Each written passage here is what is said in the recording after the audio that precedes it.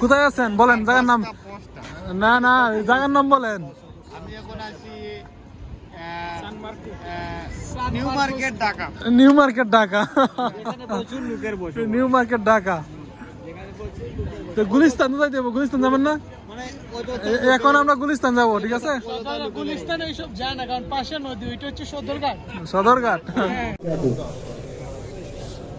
عيد مبارك الحمد لله يا أيها الذين آمنوا كتب عليكم الصيام.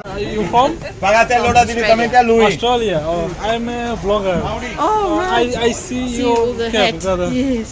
Which country you visit? Italy, so the whole of Italy up and down. Okay. And France, mostly Paris. Okay. Then we're going to Amsterdam. Okay. And then we're going home to Australia. I am from Bangladesh. You can visit Bangladesh. This is the beautiful country. I believe so, Okay. yes. It's on my list. Bangladesh, besides the India. Yeah. You know. I know India, Bangladesh, and I've got a very dear friend in. Yes. Thank you so Yes. much. Okay. Thank you so much. Okay, see you. ঈদের নামাজ পড়ে এখন আমরা এই পুরো Venice ঘুরে দেখবো। আমার সাথে আরো আছেন আমার বড় ভাই, তারাও আসছে সিলেটের। আমরা সিলেট থেকে হাইটে চলে আসছি।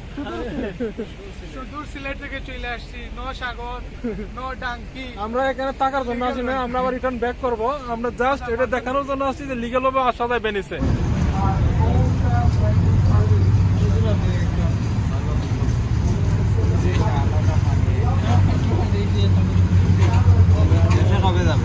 কি বুঝাইতেছেন আপনি? কি বুঝাচ্ছেন?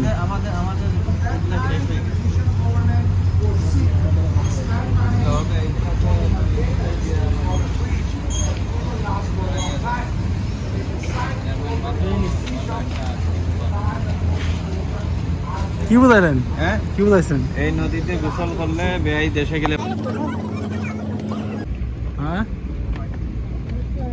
আরে ভাই, আমারে দৌড়াই দেন, আমি তো কইতে পারি না। কি কোথায় আসছেন? কোথায় আসছেন? স্বপ্নের বেন। আমরা তো সাগরতে আসছি না, আমরা হেঁটে ছিলেন। এটাকে বলে ভেনিস, হ্যাঁ? এটাই হচ্ছে প্লাস্টার ভেনিস। আমরা এখন আছি ভেনিসে। তো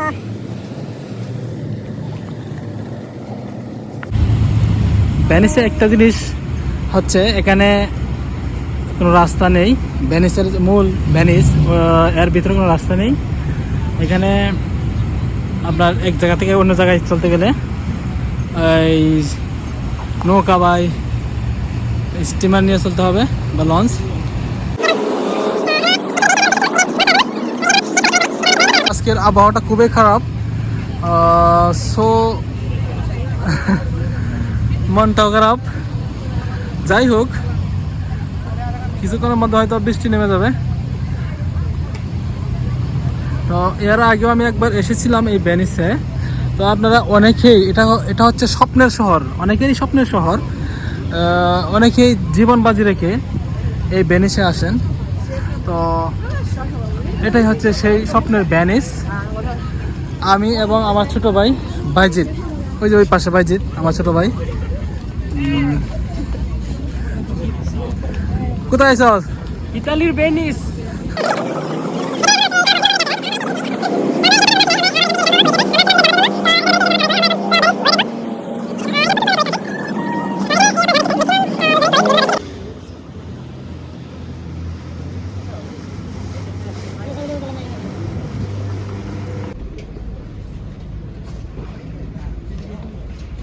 হ্যাঁ,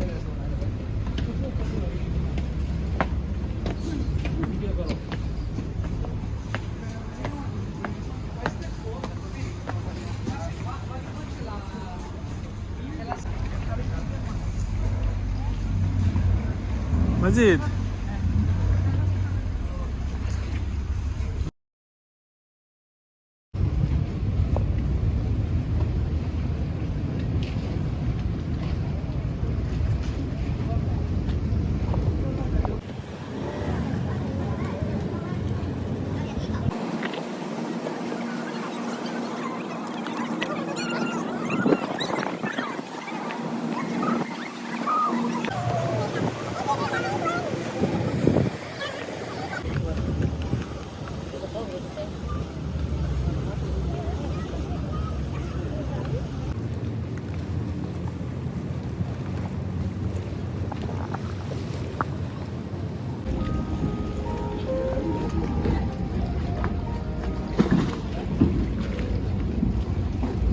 কি ভাইজি মন খারাপ? অবশেষে আমরা নৌকা তুললাম। গন্ডোলাস। This is the Venice, হ্যাঁ?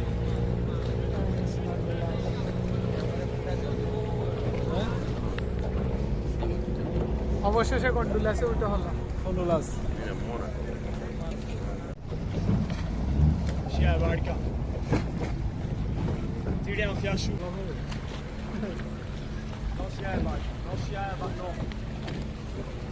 কি কয়?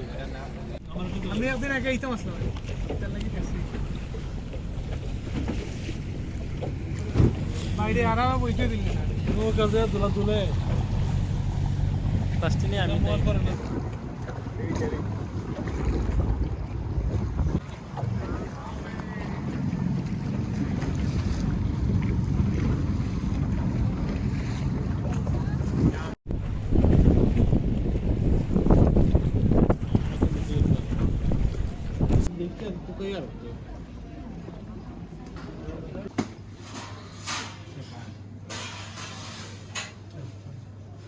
ইনস্ট্যান্ট পাস্তা বানিয়ে যে বিক্রি করে, এটা কোন জায়গা? লাস্টে 90 ইউরো পিৎজা কেবাব।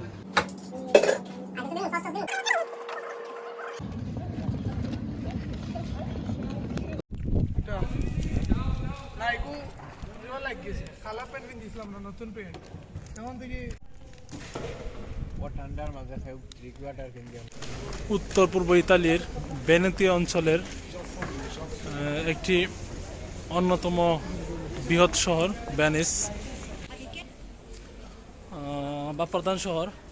আর সারা বছর এই ভেনিস শহর পর্যটনের সবসময় মুখরিত হয়ে থাকে। পৃথিবী বিখ্যাত বা পৃথিবীখ্যাত 1000 বছরের পুরনো একটি শহর, ভাসমান শহর ভেনিস। ভেনিস হচ্ছে পৃথিবীর অন্যতম সুন্দর একটি নগরী। আসলে খুবই রোমাঞ্চকর। আপনি পৃথিবীর সব কিছু ভিজিট করার পরেও যদি আপনি কখনো ভেনিস ভিজিট না করেন বা ট্যুরে না আসেন, তাহলে আপনার ট্যুর অপূর্ণতা থেকে যাবে।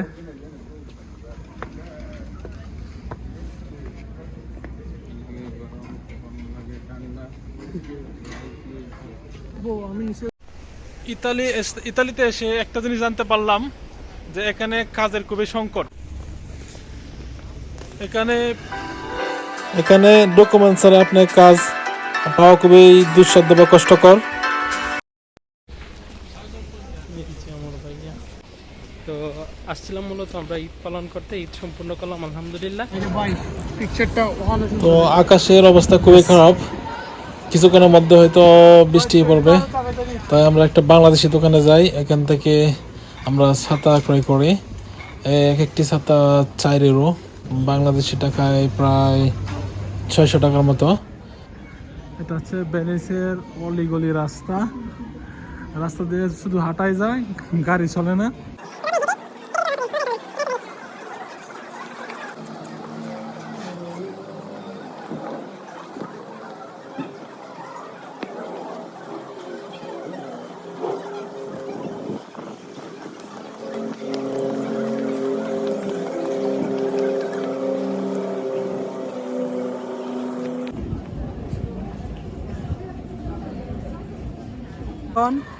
ভেনিসের সান মার্কুস স্কয়ারে আছি।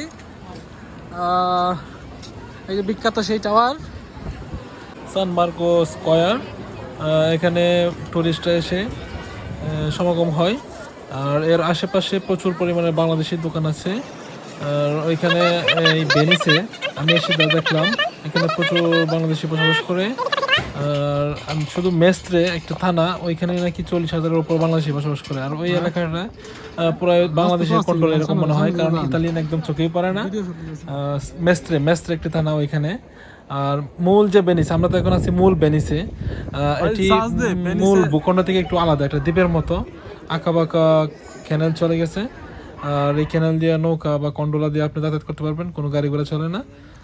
ক্রোয়েশিয়া থেকে আমরা ইতালি আসছি ঈদের মাঠ পাওয়ার জন্য। রাত্রে বেলা 3টা, কোনো হোটেল পাইতেছি না, মসজিদ আমরা ওয়েট করতেছি। আমরা তো এখানে রাত 3টার সময় এসে পৌঁছাই, আমাদের কোনো হোটেল ছিল না, হোটেল পাচ্ছিলাম না। আগে থেকে আমরা কন্ট্যাক্ট করি নাই, বুকিং করি নাই, কারণ খুব স্বল্প সময়ের মধ্যে আমরা সিদ্ধান্ত নিচ্ছি এখানে আসবো। তারপর এখানকার যে খাদেম, মসজিদের খাদেম বাংলাদেশি, উনি আমাদেরকে দেখে মসজিদে নিয়ে আসে এবং মসজিদে আমরা তাহাজ্জুদের নামাজ পড়ে ফজরের নামাজ পড়ার পরে 7টার সময় এখানে জামাত হবে, ঈদের জামাত। তো এখানে আসার পরে আমরা ভালো আপ্যায়ন পাইছি। আসার পরে মানে ভালো নেতা আসলে ভালো কিছু পাওয়া যায়। তো আমরা ঈদের জামাতের উদ্দেশ্যে আসছিলাম।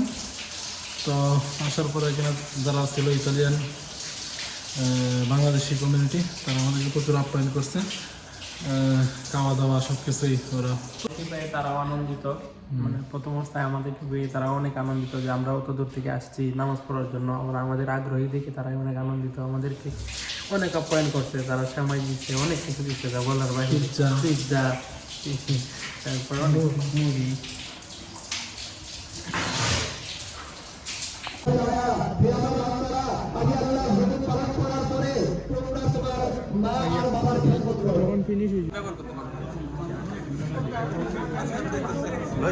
ইতালির মেস্ত্রে ভেনিস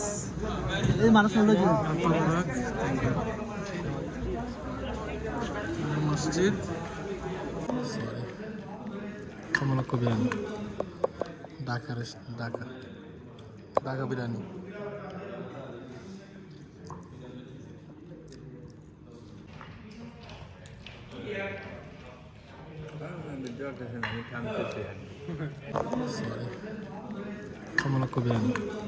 ঈদটা আমাদের ভালোই কাটতেছে আলহামদুলিল্লাহ। আপনারা আমাদের জন্য দোয়া করবেন। তো ব্লগ আকারে প্রফেশনাল ভিডিও বানানোর চেষ্টা করব, যদি আমাদেরকে আপনারা সাপোর্ট করেন, লাইক কমেন্ট করেন। যদি সাপোর্ট করেন তাহলে প্রফেশনাল ভিডিও আমরা করার চেষ্টা করব, বিভিন্ন জিনিস তুলে ধরবো।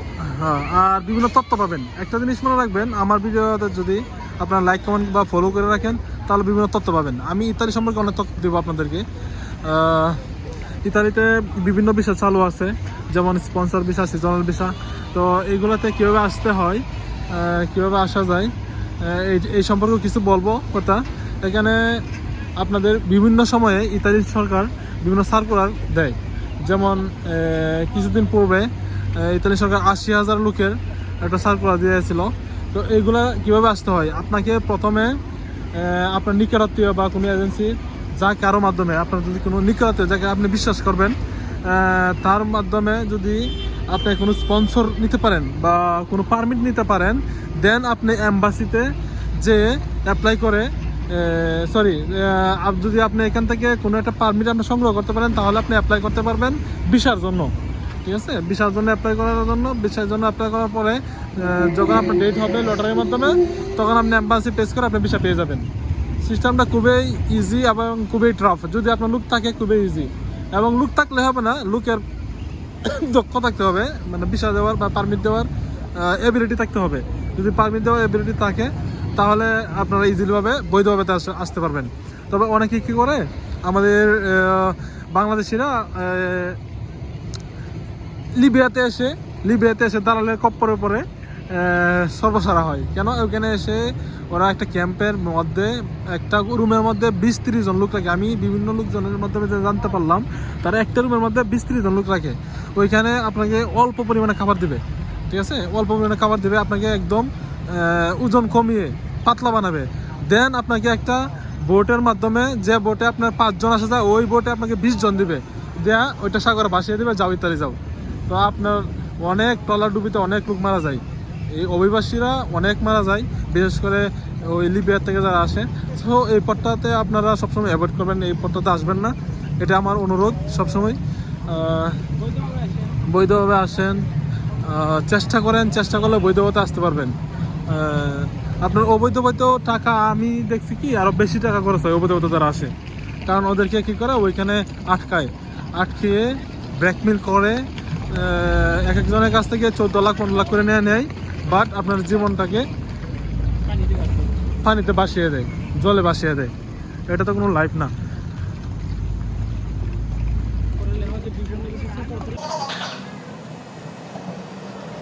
Il livello business è in testa a 3.